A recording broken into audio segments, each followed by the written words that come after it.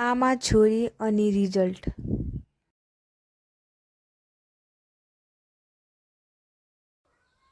छोरी हजुर के गरेर बसेको? रिजल्ट हेर्नु आँटेको अब। रिजल्ट हेरेको? हजुर किन त रिजल्ट हुन आँटेको छ? अस्ति भर्खरै इक्जाम सकेको त। होइन रिजल्ट आउनु आँट्यो। ए अँ? टेन्सन लाग्दैछ के हुन्छ थाहा छैन हो। अब टेन्सन लिएर के हुन्छ? इक्जाम त सकिहाल्यो। अब तैँले जस्तो लेखिस् लेखिहालिस् होइन?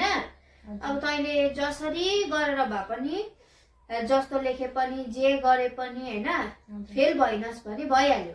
पास भइस् भने भयो। फर्स्ट सेकेन्ड थर्ड केही हुनु पर्दैन। म अरू आमाहरू जस्तो होइन क्या।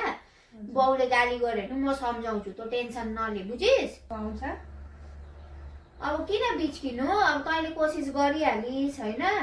म रिसाएर के गर्नु भन् त? आफ्नो छोरीसित बिच्केर रिसाएर के हुन्छ? हुँदैन नि होइन? तँ टेन्सन नलिनु। मैले हिजो पनि हेरेको थिएँ, तैँले खाना पनि खाएको छैन कति दिनदेखि। के रिजल्टकै टेन्सन होला होइन? टेन्सन नलिनु ल, केही हुँदैन। जति पनि आओस् जे पनि होस् के पास भएर के गर्नु छ क्या, बुझिस् होइन? उता कसले बोलाएको जस्तो लाग्छ बाहिर। एकछिन पर्खि ल, म हेरेर आउँछु, टेन्सन नले। दिदी दिदी ए बहिनी पो रहेछ, आउनु नि बहिनी। हुन्छ, मेरो टाइम छैन कि अलिकति कामले मात्रै आएको थियो हो, गइहाल्छु। ए बहिनी के कति कामले आउनु भएको थियो? भित्र बस्नुभन्दा पनि मान्नु भएन? हुन्छ हुन्छ भइहाल्छ नि। त्यही मेरो छोरी फर्स्ट डिभिजन आएको थियो त, त्यसकै मिठाई बाँड्दै हिँडेको क्या। तपाईँलाई पनि अनि सम्झेको नि, जाँदाखेरि बाटो लु खानुहोस् है। ए फर्स्ट डिभिजन पो आयो? हजुर नाम त राम्ररी हेर्नु भयो होला नि? हजुर नाम राम्ररी हेरेको नि, मेरो छोरी डिभिजन। ए अब लु दिदी बधाई छ, के भन्नु? हुन्छ धन्यवाद। तपाईँको छोरीको चाहिँ के भयो हौ? तपाईँको छोरीको रिजल्ट भनेर सुनेको थिएँ। ए मेरो छोरीको त खै आउँछ होला फर्स्ट डिभिजनदेखि अलिकति माथि, तर अहिले चाहिँ रिजल्ट आएको छैन। एक दुई दिनमा आयो भने म पनि मिठाई बाँड्नु आउँछु नि ल। ए हुन्छ तपाईँकोमै फर्स्ट आउँछु नि ल। हुन्छ ल ल, म गएँ ल अहिले। ए हुन्छ दिदी, ल, नमस्ते। नमस्ते। के भयो के भयो आमा? जा जा पानी लिएर आइज, जा। के भयो पानी लिएर आइज। मलाई पानी के भयो फेरि? पनि के भन्यो? फेद बोल, फेद फेद फेद बोल। कसले के भन्यो लु भन्नु त? कसले के भन्यो? कसले भन्नु सक्दैछ त फेरि मेरो आमालाई?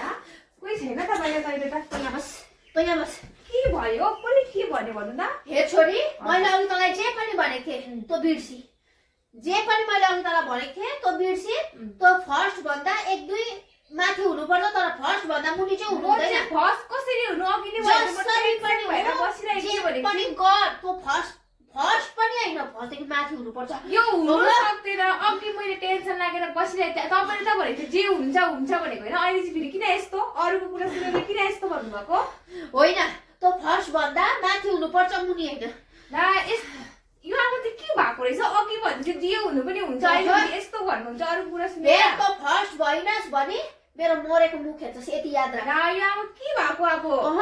तँ फर्स्ट भन्दा माथि हुनुपर्छ, तर मुनि हुँदैन। म त जगटाको नाश गर्छु नि फेरि, याद राख। भएको होइन त? हेर त अब हेर भनेर हेर तँलाई म हेर। कस्तो खालको रहेछ यो आमा? अगर तँ फर्स्ट भन्दा माथि भइनस् भने म तँलाई बौला भनेर पनि धुलाई खुवाउँछु। हेर ए अघि चाहिँ भन्यो जे पनि अहिले चाहिँ त्यस्तो अरू कुरा सुनेर हेर कस्तो खालको रहेछ? फ्यानहरू ठुलो भने कस्तो खालको रहेछ?